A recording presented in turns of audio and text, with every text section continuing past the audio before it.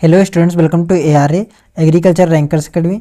मैं आपका युवराज धानविक और ये हमारा beneficial insect and pest of horticulture crop and their management का 5वां लेक्चर है, जिसमें हम मधुमक्खियों की जातियों का अध्ययन करेंगे। अगर इंग्लिश में कहें तो हम कास्ट्स ऑफ हनी बीज का अध्ययन करने वाले हैं। तो सबसे पहले हम बताते चलते हैं आपको कि मधुमक्खियों की सिर्फ 3 ही प्रजातियां होती हैं, प्रजातियां नहीं, जातियां होती हैं। वो होती हैं श्रमिक बीस, ड्रोन बीस और क्वीन बी। क्वीन हमेशा सिर्फ एक ही होती है और ड्रोन बीस और वर्कर बीस जो होती है, इनकी संख्या अधिक होती है एक छत्ते में, यानी कॉलोनी में। आगे बढ़ते हैं तो देखिए, पहले मैं चित्र के माध्यम से ही आपको दिखा देता हूँ कि इनमें डिफरेंस कैसा होता है। देखिए, जब आप देख पा रहे हैं कि एक जो हमारी है क्वीन बी, ये आकार में अपेक्षाकृत इनके बड़ी है। हालांकि आप इतनी स्पष्टता से भी नहीं देख पा रहे होंगे, लेकिन अगर देखने का प्रयास करेंगे तो ये वाली क्वीन बी जो है ये सबसे बड़ी है।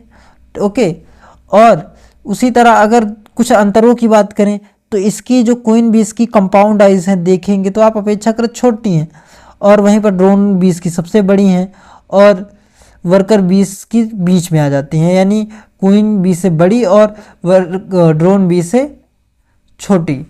तो इस तरह के कुछ अंतर देखने को मिल जाते हैं। आगे बढ़ते हैं हम। सबसे पहले बात करेंगे हम वर्कर बीस की। किस बीस की बात करेंगे? यानी श्रमिक मधुमक्खियों की, इंग्लिश में वर्कर बीस। देखिए, जो वर्कर बीस होती हैं यानी श्रमिक मधुमक्खियाँ, ये सदैव मादा होती हैं। क्या होती हैं? मादा होती हैं। और जब मादा होती हैं तो ये निषेचित अंडों से उत्पन्न होती हैं। क्या होती हैं? निषेचित अंडों से उत्पन्न होती हैं। इसे थोड़ा सा हटे, फिर पढ़ते हैं। कॉलोनी के सभी कार्यों को संभालने की जिम्मेदारी इन्हीं पर होती है। अब इनके कुछ कार्यों को पढ़ लेते हैं। जैसे इनका कार्य होता है लार्वे की देखभाल करना। उसके बाद इनका अगला कार्य होता है पराग और अमृत इकट्ठा करना, शहद बनाना, छत्ते की सुरक्षा करना, अन्य सामान्य कार्य जैसे छत्ता साफ करना, वायु संचार बनाए रखना, ये सभी इनके कार्य होता है श्रमिक बीस के। देखिए, श्रमिक बीस जो होती है इन्हें भी हम 2 चरणों में बांट सकते हैं। इनके जीवन काल के आधार पर इन्हें हम 2 चरणों में बांट सकते हैं।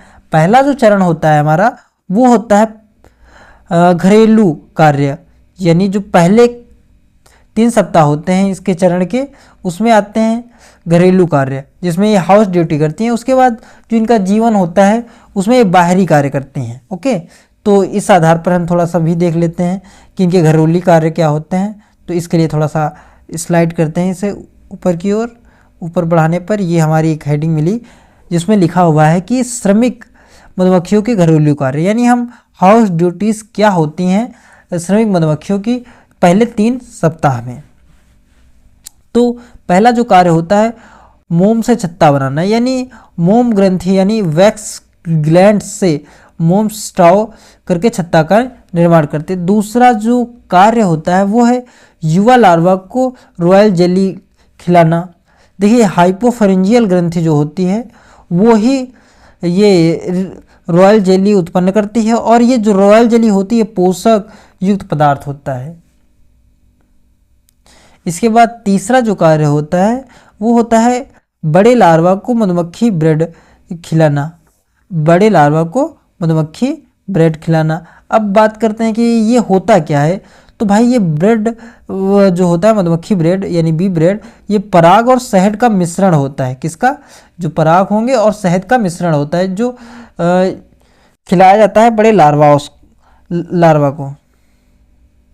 इसके बाद थोड़ा सा स्क्रॉल कर लेते हैं इसे ताकि और अच्छे से देख पाएं हम इसे। इसके बाद अगला जो कार्य है वो रानी मधुमक्खी की देखभाल करना। देखिए, रानी मक्खी को भोजन करना और इनकी देखभाल करना, ये भी वर्कर बीस के ही कार्य में आ जाता है। और 5वां कार्य है इनका नर मधुमक्खियों को खिलाना। वे किसी बाहरी कार्य से भाग नहीं लेते, इसलिए उन्हें श्रमिक मधुमक्खियों द्वारा भोजन दिया जाता है। नंबर 6 पर आता है छत्ते की सफाई, वेंटिलेशन और ठंडा करना। छत्ते की सतह को साफ करती हैं अपने पंखों की गति से छत्ते में उचित तापमान बनाए रखती हैं। उसके बाद 7वां कार्य जो आता है वो है छत्ते की सुरक्षा करना, बाहरी शत्रुओं से भी यही बचाती हैं। उसके बाद 8वां कार्य जो है इसका वो है अमृत को सुखाना, क्या, अमृत को सुखाना और शहद संग्रहित करना। अमृत को सुखाकर उससे शहद में परिवर्तित करती हैं जो छत्ते में संग्रहित करती हैं। पहले अमृत को सुखाकर शहद में, यानी जो पराग होता है उन्हें सुखाकर शहद में परिवर्तित कर देती हैं और जो रस चूस के लाती हैं वही अमृत कहा जाता है, उसे ही शहद में परिवर्तित करती, फिर उसे शहद को संग्रहित करती हैं छत्ते में। ये सब इसके कार्य होते हैं। आगे स्लाइड करते हैं। देखिए, आगे बढ़ने से पहले आपसे निवेदन है छोटा सा कि आप हमारे चैनल ARA को सब्सक्राइब कर लीजिए, यानी एग्रीकल्चर रैंकर्स अकेडमी को सब्सक्राइब कर लीजिएगा और एक छोटा सा प्यारा सा कमेंट, लाइक एंड शेयर करिएगा, क्योंकि इससे हमारे वीडियो की रीच बढ़ जाएगी, हमारी हेल्प होगी और इसी तरह हम हिंदी में कंटेंट लाते रहेंगे। धन्यवाद। अब आगे लेक्चर देखिए आप। तो आगे हम बात करने वाले थे नर मधुमक्खियों की, यानी ड्रोन्स की। तो ये जो नर मधुमक्खियाँ होती, जैसे नाम से पता चल रहा है कि ये क्या होंगी, नर होंगी।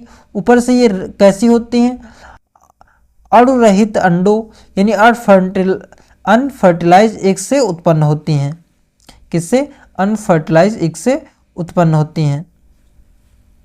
इनका एकमात्र कार्य जो होता है वो रानी मधुमक्खी के साथ संतान उत्पन्न करना होता है, यानी रिप्रोडक्शन करना होता है।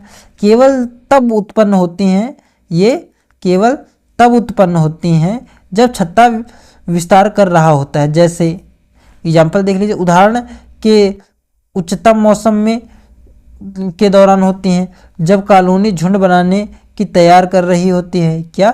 जब कॉलोनी झुंड बनाने की तैयारी कर रही होती है, जब रानी मधुमक्खी के शुक्राणु समाप्त हो रहे होते हैं। इसके बाद अगर हम नर मधुमक्खियों की विशेषताओं की बात करें कि इसकी विशेषताएं क्या हैं, तो पढ़ते हैं आगे इसे हम। इसके लिए थोड़ा सा आगे बढ़ाना पड़ेगा इसे। तो पहले इसकी जो विशेषता आती है वो है कि संभोग के बाद मृत्यु, यानी ड्रोन डाइस आफ्टर रिप्रोडक्शन।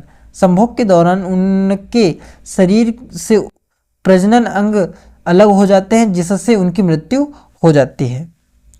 देखिए क्या होता है, जब ड्रोन्स जो होते हैं रानी क्वींस यानी रानी मधुमक्खी के साथ रिप्रोडक्शन की प्रक्रिया कर रहे होते हैं, उसमें इनका जो प्रजनन अंग होता है वो बाहर चला जाता है, मतलब निकल जाता है, जिससे इनकी मृत्यु हो जाती है।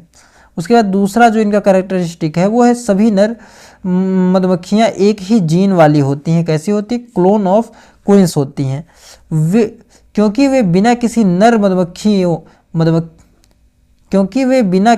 मधुमक्खी के शुक्राणु की उत्पन्न होती हैं, इसलिए पूरी तरह से रानी जीन्स की प्रतिकृति होती हैं। किसकी प्रतिकृति होती हैं? तो रानी मधुमक्खी की प्रतिकृति होती हैं। अब आगे बढ़ते हैं, हम जानेंगे अब रानी क्वीन के बारे में, रानी मधुमक्खी के बारे में, यानी क्वीन बीस के बारे में। क्वीन बीस कहना गलत होगा, क्वीन बी कहेंगे, क्योंकि मधुमक्खी एक छत्ता जो होता है उसमें एक कॉलोनी होती है, वही एक ही रानी होती है। क्या कहेंगे? एक ही रानी होती है, इसलिए क्वीन बी कहेंगे, यानी रानी मधुमक्खी। रानी मधुमक्खियाँ नहीं, रानी मधुमक्खी। तो देखिए रानी मधुमक्खी, ये इसका सिर्फ एक मुख्य कार्य जो होता है वो अंडे देना होता है, और एक छत्ते में केवल एक ही रानी हो सकती है। कितनी? एक ही हो सकती है, और अनुकूल परिस्थितियों में वह कई वर्षों तक जीवित रह सकती है। संभोग के लिए या अन्य छत्तों के नर मधुमक्खियों के साथ मिलन करती है। और इसकी विशेषताओं की अगर हम बात करें, किसकी? रानी मधुमक्खी की विशेषताओं की बात करें, तो नए छत्ते के निर्माण की तैयारी करती है।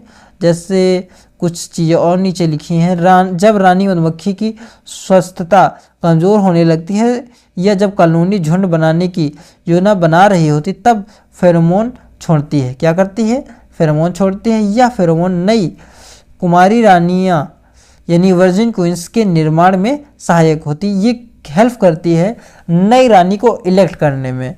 ये कुमारी रानियाँ नए छत्ते की स्थापना कर सकती हैं।